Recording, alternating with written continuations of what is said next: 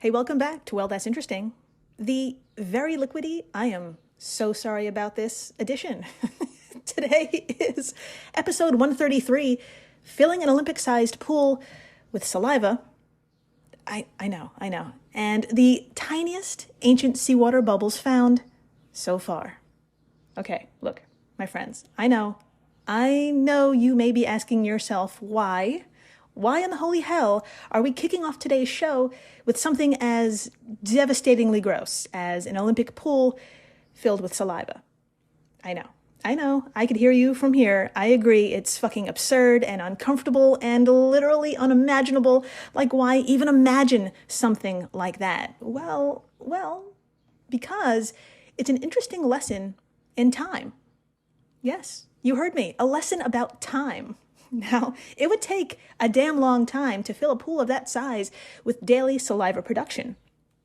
In fact, it would take thousands of years. And when we talk about such lengthy numbers, it's hard to wrap our human minds around them. Essentially, filling an Olympic-sized pool with some body fluid is a great and, dare I say, memorable way to conceptualize the vastness of thousands of years. In this experiment, we'll be marking off what human achievements took place as we pass through the centuries until that pool is filled to the brim. So get your floaties. Then after the break, a very tiny discovery, and I mean a physically tiny, oh so tiny discovery of water. Water in an unexpected place. My friends, some microscopic bubbles found inside some rocks are causing a big-ass stir.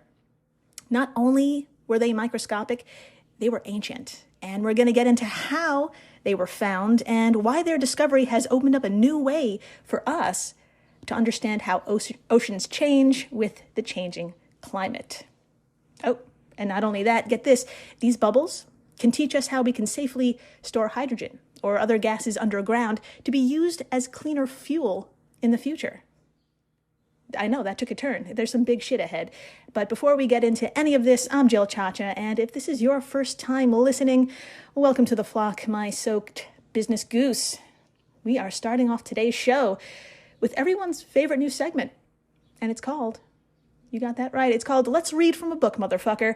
This time around, we are starting off with a beloved masterpiece. You know it well by now. I'm talking about What If, Volume 2, by the madman himself, Randall Munroe.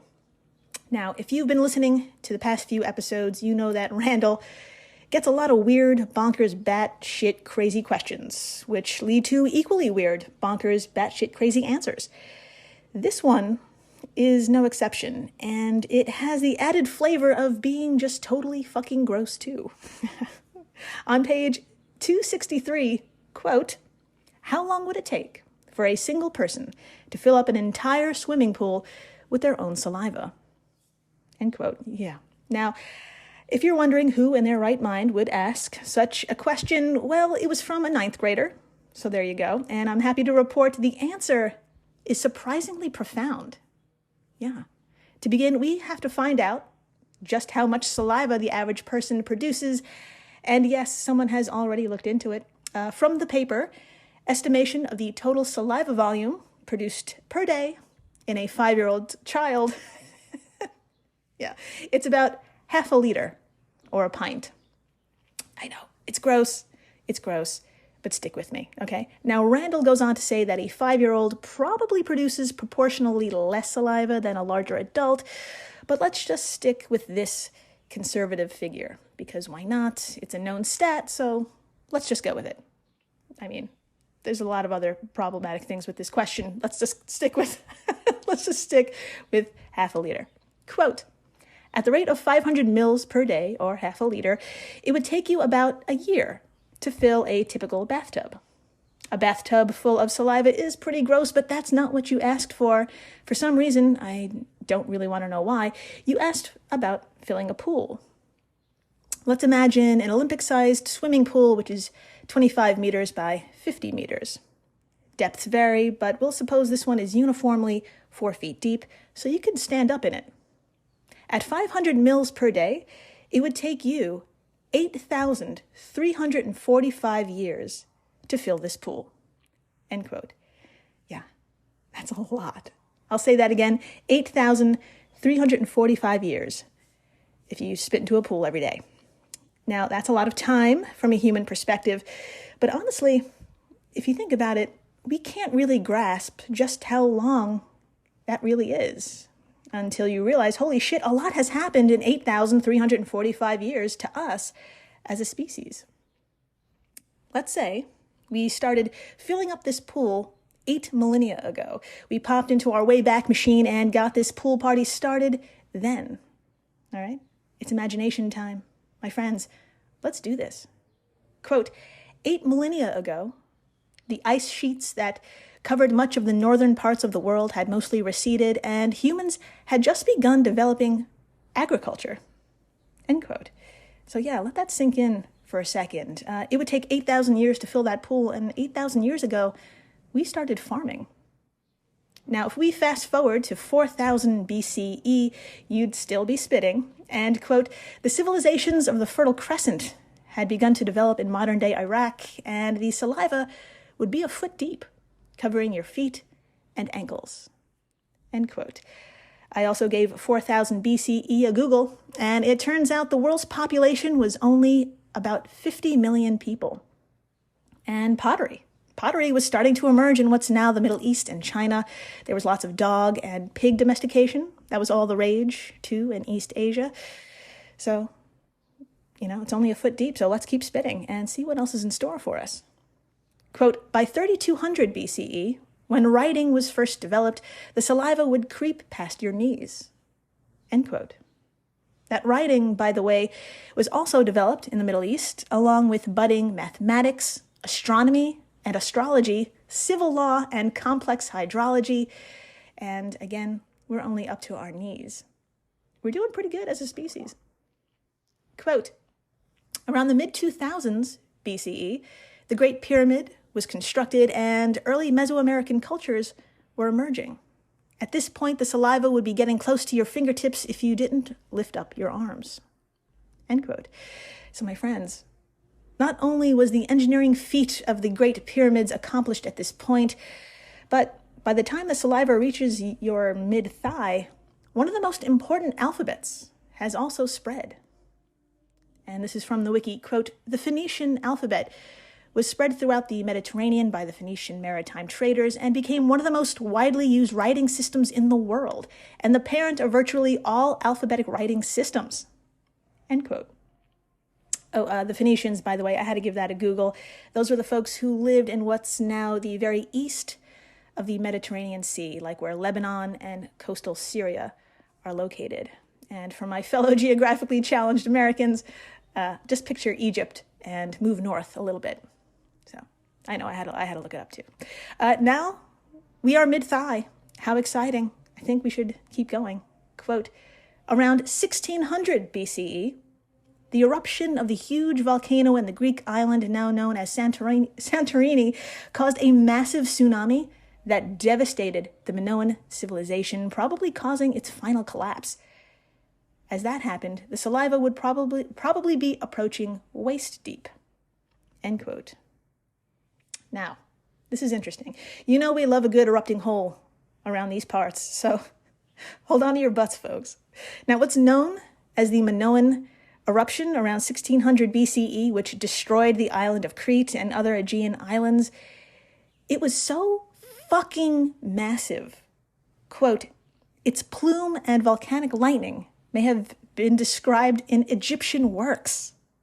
The Chinese Bamboo Annals, which is basically a chronicle of ancient China, reported unusual yellow skies and summer frost at the beginning of the Shang dynasty, which may have been the consequence of volcanic winter, which is the reduction in global temperatures caused by ash and droplets of sulfuric acid and water obscuring the sun.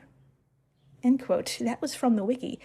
Again, from Greece all the way to China. And that happened. That happened while we were waist deep. So I guess the old British saying, keep spitting and carry on, or whatever the fuck it is. Quote, the saliva would continue to rise throughout the next 3 millennia of history, and by the time of Europe's Industrial Revolution, it would be chest deep. Easily enough saliva to swim in. And the last 200 years would add the final 3 centimeters, and the pool would finally be filled. End quote. And that, my friends, would lead us to this very moment in time. Hello. It is April 1st when I'm recording this, so it all led up to this. We made it. Everyone, get in the fucking pool. After the break, more wet stuff, but I assure you it's only water. This time, super, super tiny droplets are telling us a lot about the world and teaching us how we could store cleaner energy in the future. So please, stay tuned. Hello, everyone. You may recognize me as Gabby from the History of Everything podcast. And my name is Brenna, and you don't recognize me from anything yet. Together, we're 2 scientists who explore all of the weird little questions and conspiracies of the universe in our new podcast, Mystery of Everything. Everything has an explanation. We hope. But that is what we're here to figure out. We will dive into the science behind many popular conspiracy theories, such as vaccines causing autism, flat earth theory, and was the moon landing fake? And if so, why the heck would anyone even do that? But it's not just conspiracies. There's a lot of cool mysteries that we will attempt to use science to explain, such as near-death experiences, what made the Vikings go berserk, and can I control my co-host with MK Ultra? Wait, what? Anyway, make sure to check out the Mystery of Everything podcast everywhere where you find your podcasts. When Johann Rall received the letter on Christmas Day 1776, he put it away to read later. Maybe he thought it was a season's greeting and wanted to save it for the fireside. But what it actually was a warning, delivered to the Hessian colonel, letting him know that General George Washington was crossing the Delaware and would soon attack his forces. The next day, when Rall lost the Battle of Trenton and died from 2 colonial Boxing Day musket balls, the letter was found, unopened, in his vest pocket. As someone with 15,000 unread emails in his inbox, I feel like there's a lesson there. Oh well, this is The Constant, a history of getting things wrong. I'm Mark Chrysler. Every episode, we look at the bad ideas, mistakes, and accidents that misshaped our world. Find us at constantpodcast.com or wherever you get your podcasts.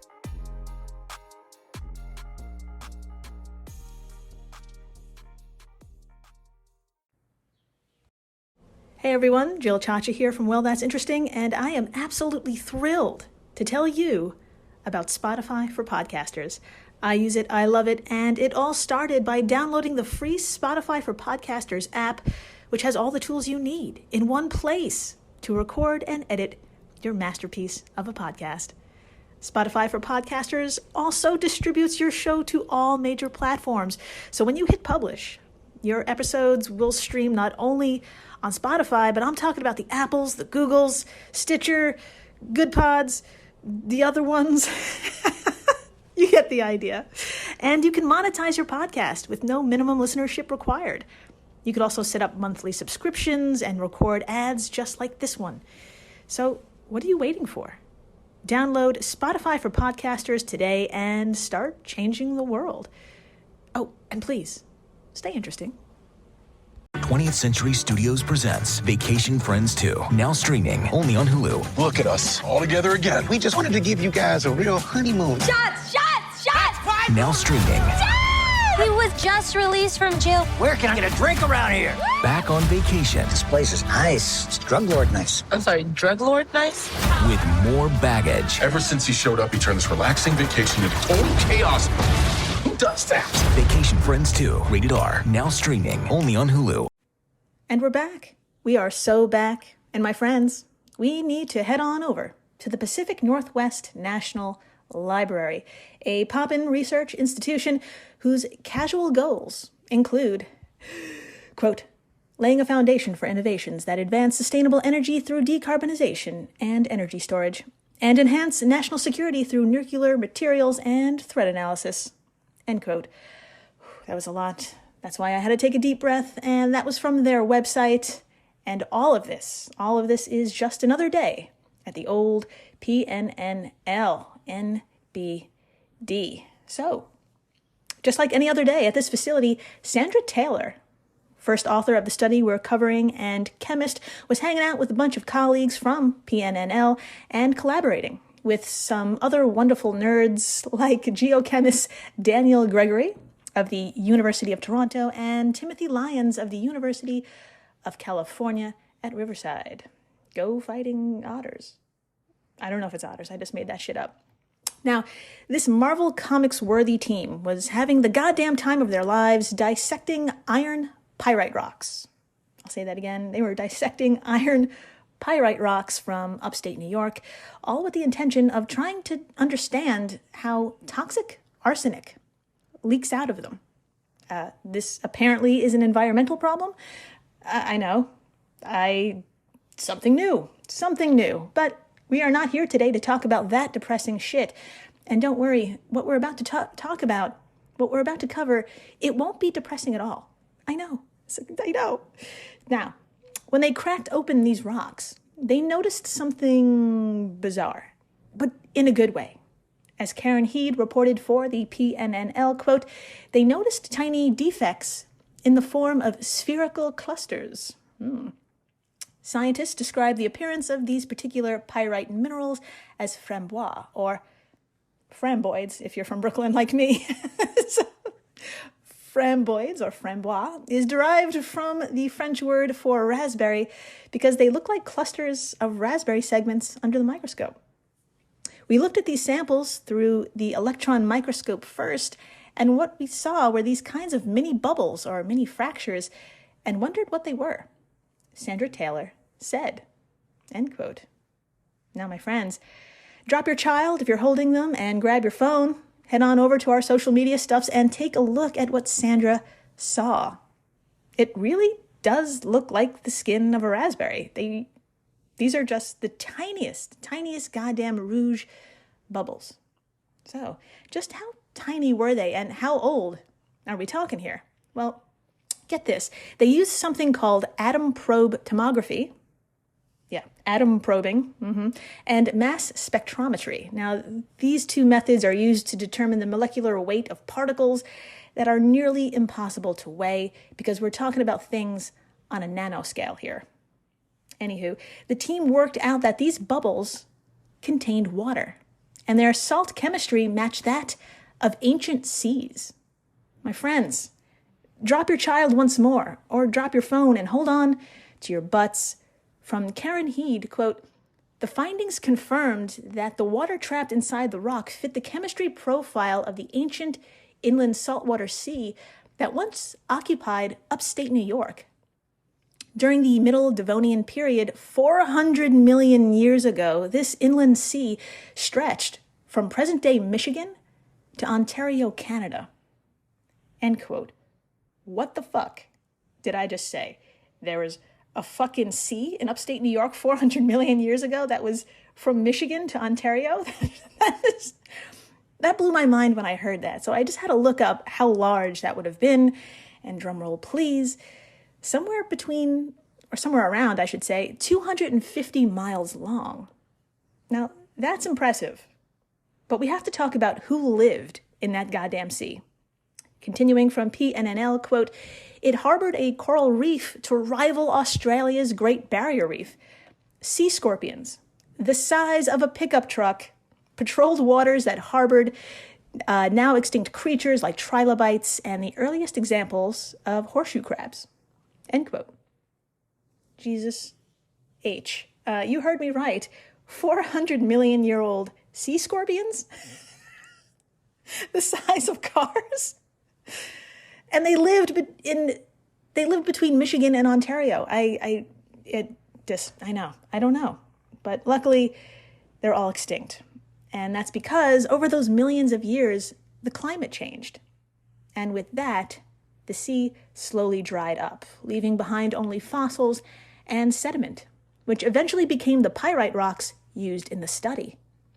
Now, here's the thing, my friends. That's a general idea of what happened. Finding evidence of water which can be tested can reveal what's been missing in our Earth's history. I'm talking about numbers and data and detail.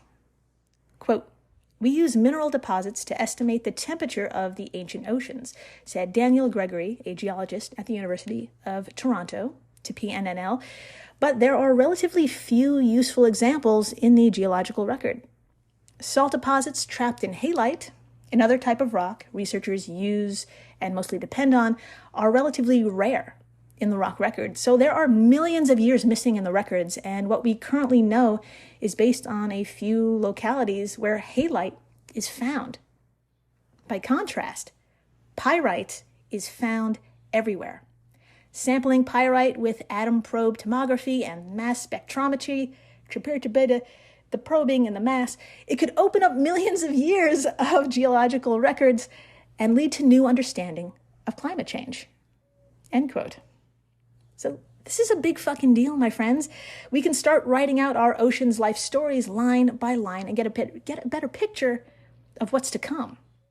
And this is all thanks to Sandra and her nerd gang using a different analysis method on different rocks. And wait, it totally gets better.